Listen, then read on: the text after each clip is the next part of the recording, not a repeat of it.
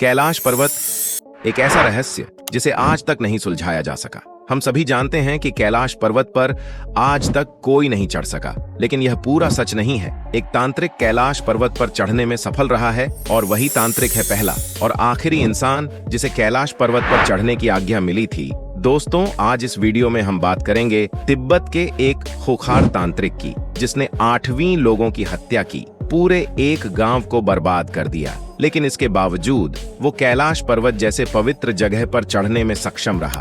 पर कैसे? जब ये तांत्रिक कैलाश की चोटी पर पहुंचकर जब नीचे आया तो उसने कैलाश पर्वत के रहस्य के बारे में ऐसा क्या बताया कि आज भी लोग तिब्बत में उसे भगवान का रूप मानते हैं और उसके जीवन में एक ऐसी घटना घटती है कि वो खूंखार तांत्रिक एक पूजनीय संत बन जाता है। यह कहानी है मिलारेपा की। आज हम रहस्यों से भरे मिलारेपा के जिंदगी के सच को बताएंगे कि कैसे मिलारेपा एक तांत्रिक बना, कैसे उसने 80 लोगों को मारा, फिर कैसे उसे पूजनीय संत का दर्जा मिला, उसने कैलाश पर्वत पर क्या देखा और कैसे आखिर में मिला रेपा की मौत हुई।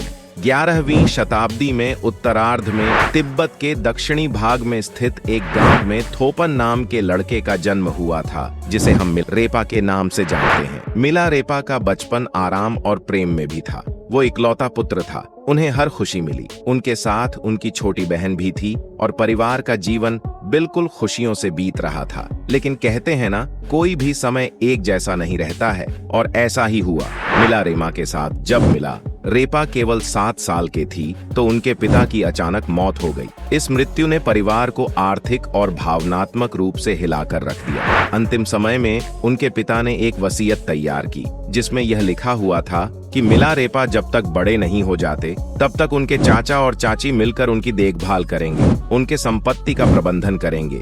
यह वसीयत इस उम्मीद के साथ लिखी गई थी कि उनके परिवार को कोई कठिनाई नहीं होगी। लेकिन उनके पिता के मृत्यु के तुरंत बाद हालात पूरी तरह से बदल गए। चाचा और चाची जो पहले अच्छे संबंधों का दिखावा किया करते थे, अब वो बदल चुके थे। उन्होंने संपत्ति पर पूरा अधिकार कर लिया और मिलारेपा की मां और बच्चों को नौकरों की तरह काम करवाने के लिए मजबूर कर दिया। जो घर कभी उन्हें अपना लगता था, अब वह उनके लिए जेल बंद था। उनका जीवन सम्मान से गिरकर अपमान और गरीबों में बदल चुका था। मिलारेपा की मां, जो कभी एक सम्मानित महिला थी, अब अपमान और कष्ट सहने पर मजबूर थी। उनका मन बदले की भावना से भर चुका था। उन्होंने बार बार अपनी संपत्ति वापस पाने की कोशिश की, लेकिन हर बार नाकामी मिली। गांव के लोग इस अन्याय को चुपचाप देख रहे थे। किसी ने उनकी मदद नहीं की और अंत में मिलारेपा की मां ने एक कठोर निर्णय लिया। उन्होंने मिलारेपा से कहा, लगता है हम अपनी संपत्ति वापस नहीं पा सकते हैं,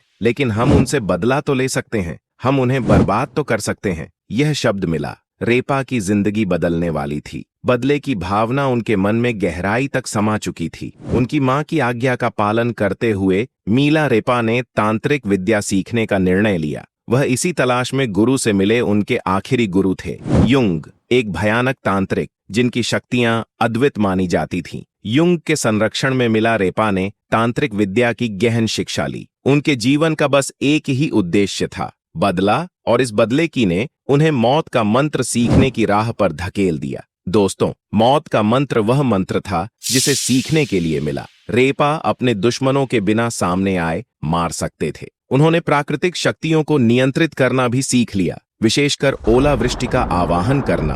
और इस विद्या का प्रयोग उन्होंने अपने चाचा और चाची के गांव में किया, जहां भारी ओलावृष्टि ने पूरे गांव के फसलों को तबाह कर दिया। गांव के लोग भयभीत थे। उन्हें समझ आ गया था कि यह आपदा कहां से आई है। मिलारेपा की यह पहली विजय थी, लेकिन वह अब रुकने वाले नहीं थे। इसके बाद अब दिन आया जब मिलारेपा ने बदले का सबसे भयानक रूप धारण किया। उनके चाचा के बेटे के शादी का दिन था।